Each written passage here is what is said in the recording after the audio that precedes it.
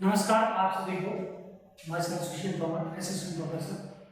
आज मैं आपको राजनीति विभाग पॉलिटिकल साइंस के एक छोटे से कंसेप्ट डेमोक्रेसी के बारे में कुछ फैक्ट्स और कुछ तथ्य बताना चाहता हूँ। लेकिन इससे पहले मैं ये जरूर कहूँगा कि ये मेरी एक शुरुआत है। ये उन स्टूडेंट्स के लिए विशेषकर पहली वीडियो है जो स्टूडेंट्स किसी कारणवश हायर स्टडीज से नहीं जुड़ पाते, विशेषकर जो है नेट, जीआरएफ, सेट और all that higher study, PhD, MPhil और, लेकिन ये सारे जो कंसेप्ट है, सारे जो विषय है वो हम कवर करेंगे आने वाले सभी वीडियोज में। लेकिन उसके लिए आप सभी का प्यार सहयोग होना बहुत जरूरी है और विशेषकर आप सबके कमेंट्स, आप सबके व्यूज मेरे लिए इम्पोर्टेंट है। लेकिन अगर बात करें पॉलिटिकल साइंस के एक छोटे से विषय डेमोक्रेसी को लेकर, तो उसमें हम बातचीत करेंगे। सबसे पहले जानेंगे कि डेमोक्रेसी है क्या और डेमोक्रेसी से रिलेटेड छोटी छोटी चीजें और हिस्टोरिकल इसका बैकग्राउंड है वो क्या रहा है। लेकिन इससे पहले कि हम शुरुआत करें, मैं ये दोबारा फिर कहूँगा कि वो स्टूडेंट्स जो किसी कारणवश जो है ऑनलाइन क्लासेज या ऑफलाइन क्लासेज अटेंड नहीं कर पाते हैं, उन सभी गरीब बच्चों के लिए या दूसरे जो हमारे ऐसे रीजन्स हैं जहाँ पर टीचिंग या हम लोग नहीं पहुँच पाते, उन सभी के सहयोग के लिए विशेषकर मेरे स्टूडेंट जो अभी तक मैंने जिनको पढ़ाया है वो मुझे बार बार गुजारिश करते रहते हैं कि सर प्लीज़ आप जो है एक वीडियो बनाइए, हमारे क्लासेस की शुरू कीजिए। तो एक छोटी सी शुरुआत मेरे दोस्तों के साथ। लेकिन अब शुरुआत करते हैं। हमारा जो कंसेप्ट है वो है डेमोक्रेसी। डेमोक्रेसी एक ऐसा शब्द जो राजनीतिक विज्ञान में, पॉलिटिकल साइंस में विशेष महत्व रखता है। लोकतंत्र, हम बहुत सारे जो हमारे स्टूडेंट्स हैं, बहुत सारे लोग हैं, वो सोचते हैं कि डेमोक्रेसी और लोकतंत्र का मतलब मात्र वो वोटिंग एक्टिविटीज में, वोटिंग गतिविधियों में भाग लेना होता है, जबकि ऐसा बिल्कुल भी नहीं है। वोटिंग गतिविधियों में, पॉलिटिकल एक्टिविटीज में भाग लेना just a part of the democracy. लोकतंत्र का मतलब होता है लोगों का शासन, that is the rule of people. Rule of people.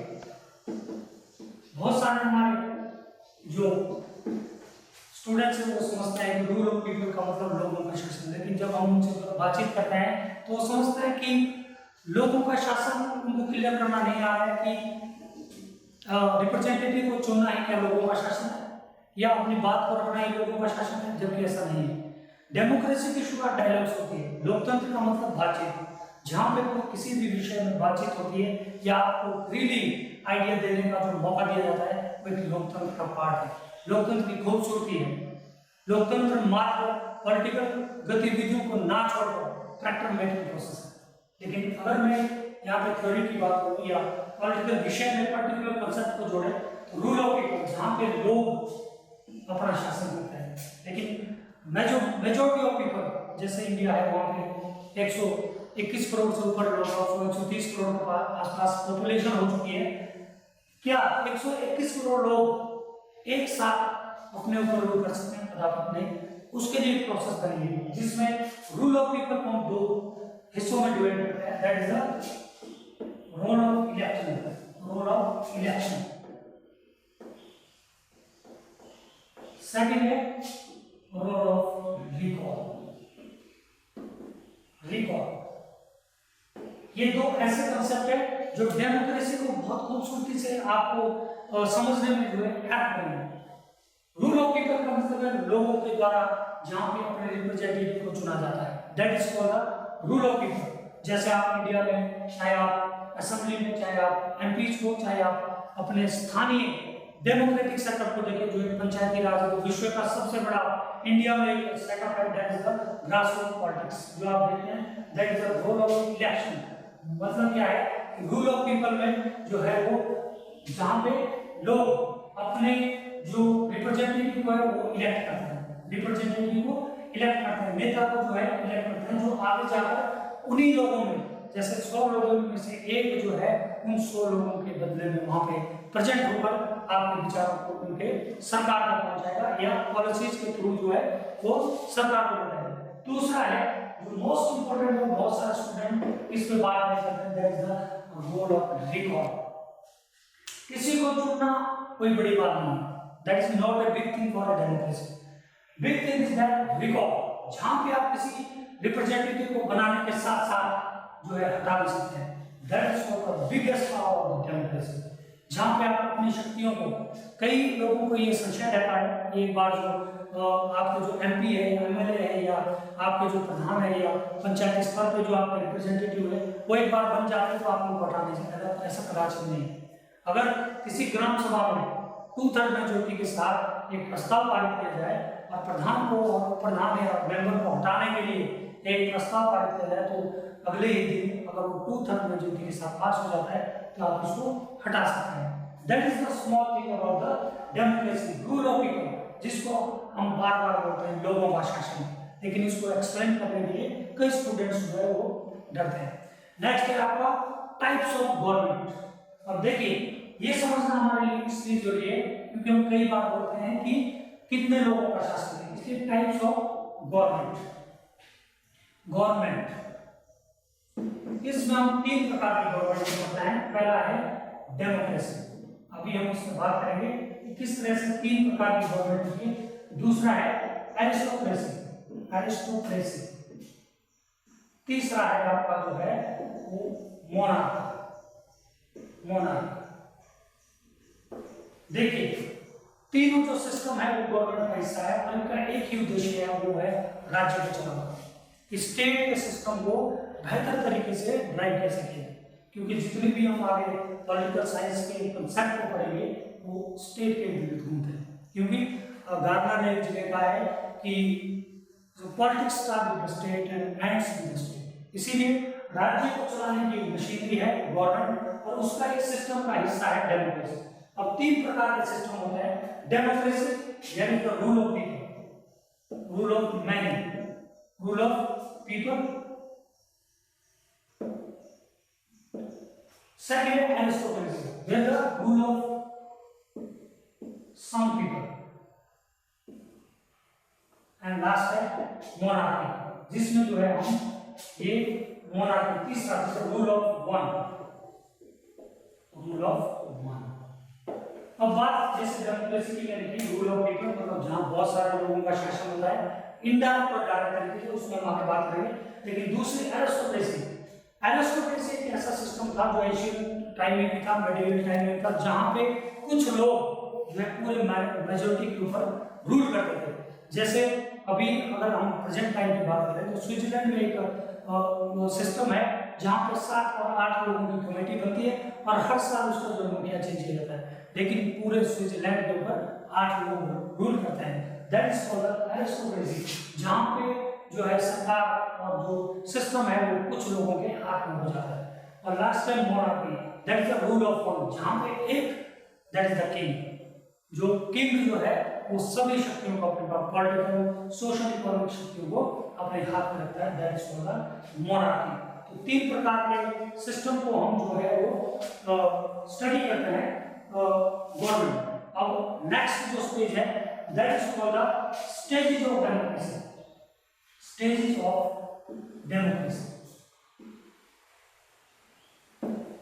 Democracy की स्टेजेस को हम पढ़ेंगे क्योंकि किसी भी विषय को जानने के लिए हमारे लिए इंपॉर्टेंट है कि हम उसके बैकग्राउंड, हिस्टोरिकल बैकग्राउंड को थोड़ा देखें कि वो बीमारी को जड़ कहां से शुरू हुई। तो अगर बात की जाए हिस्टोरिकल बैकग्राउंड ऑफ डेमोक्रेसी की तो सबसे पहले हम बात करते हैं एंशिएंट डेमोक्रेसी, एंशिएंट डेमोक्रेसी। फिर उसके बाद आती है मेडिवल डेमोक्रेसी, और थर्ड जो नंबर पे आता है वो है मॉडर्न डेमोक्रेसी।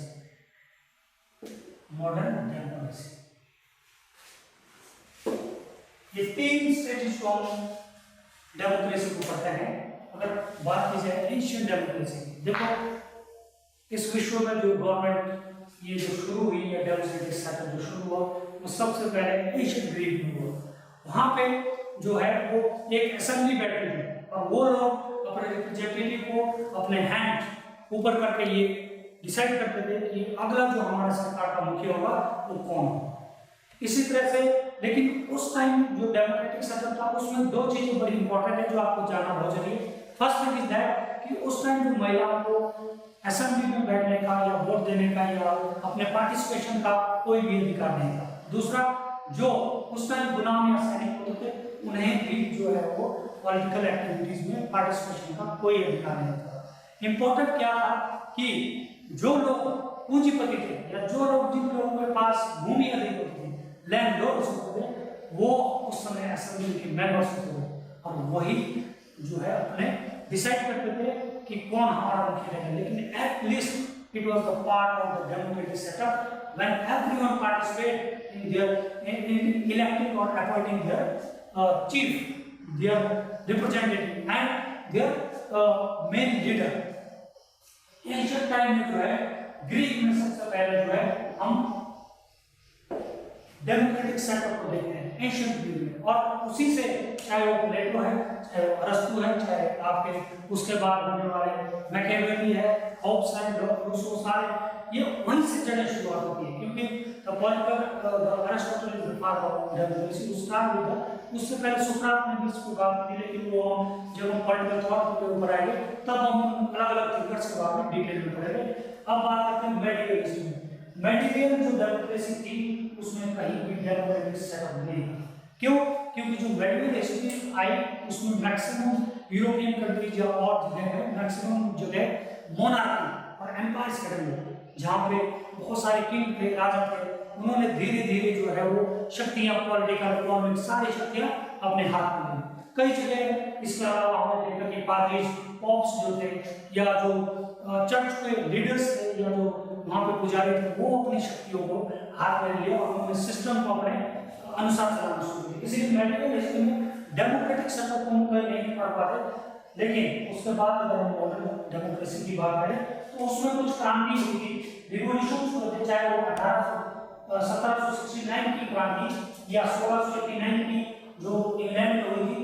इसके अलावा लेकिन इंपॉर्टेंट जो थी वो फ्रेंच रिवॉल्यूशन थी 1688 में, जो इंग्लैंड में हुई थी।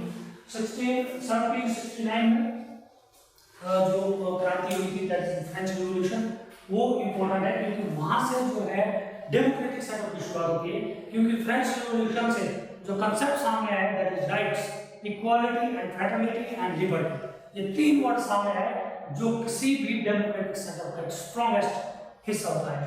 इसीलिए मॉडर्न डेमोक्रेसी की शुरुआत हुई फ्रेंच रिवॉल्यूशन और इंग्लिश रिवॉल्यूशन जो 1688 में हुई थी उसके साथ हुई, क्योंकि उसमें भी अधिकारों की बात की गई है।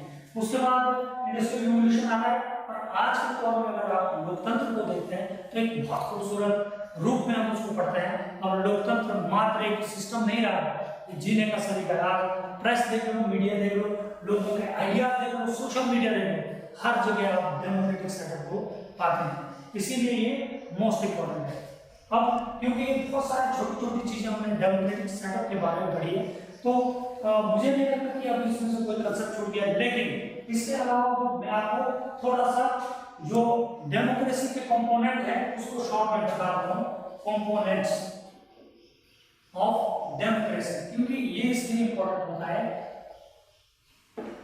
डेमोक्रेसी के कंपोनेंट ये इसलिए भी इंपॉर्टेंट है हमारे लिए जानना, क्योंकि किसी भी कंसेप्ट के पिलर्स होते हैं, जैसे हमारा लोकतंत्र है उसके छोटे छोटे पिलर्स है, वो इसलिए जानना चाहिए क्योंकि उससे हमारा कंसेप्ट बहुत ज्यादा क्लियर हो जाता है। इसलिए सबसे पहले जो डेमोक्रेसी में हम देखते हैं दैट इज टॉलरेंस। टॉलरेंस। दूसरा है कंसेंट। टॉलरेंस, कंसेंट, मेजॉरिटी,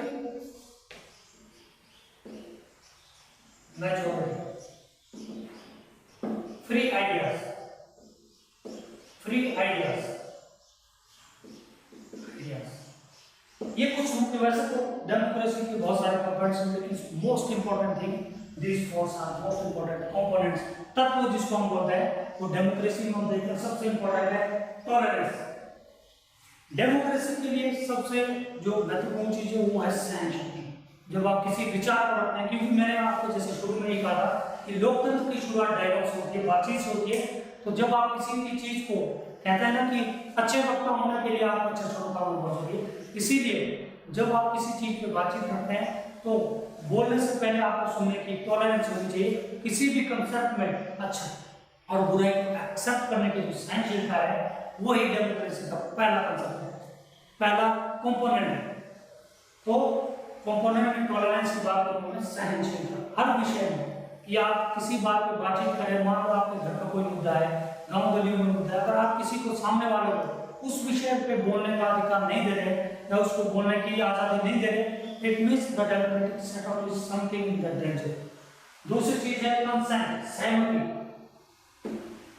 कई बार हम क्या करते हैं कि हर चीज का सहमति का एक बोझ लेकर, विशेषकर जो आजकल की राजनीति में देख रहा हूँ, जिस तरह पार्टी पॉलिटिक्स इंडिया में चल रही, चाहे बीजेपी है चाहे कांग्रेस है या एसएफआई है और बहुत सारी पार्टीज है, वो क्या करते हैं कि दूसरा जो पार्टी अपोजिट पार्टी अगर अच्छा काम भी कर रही है तो दूसरी पार्टी उसको ब्लेम करने की कोशिश कर रही है। That is not a political setup. Political setup का मतलब है when there is a positive effect, जहां पे आपको अच्छाई दिख रही है या जहां पे आपको किसी भी सरकार, किसी भी लीडर पर्सनालिटी का एक अच्छा डिसीजन दिख रहा है, वहां पे आप उनसे सहमत हो, तभी डेमोक्रेटिक सेटअप को आप एक पावर दे सकते हैं, एक शक्ति दे सकते हैं। इसीलिए इंपॉर्टेंट क्या है आपका कंसेंट। और तीसरा इंपॉर्टेंट है मेजॉरिटी। यहाँ मेजॉरिटी ऑफ पीपल जो है वो रूल करते हैं।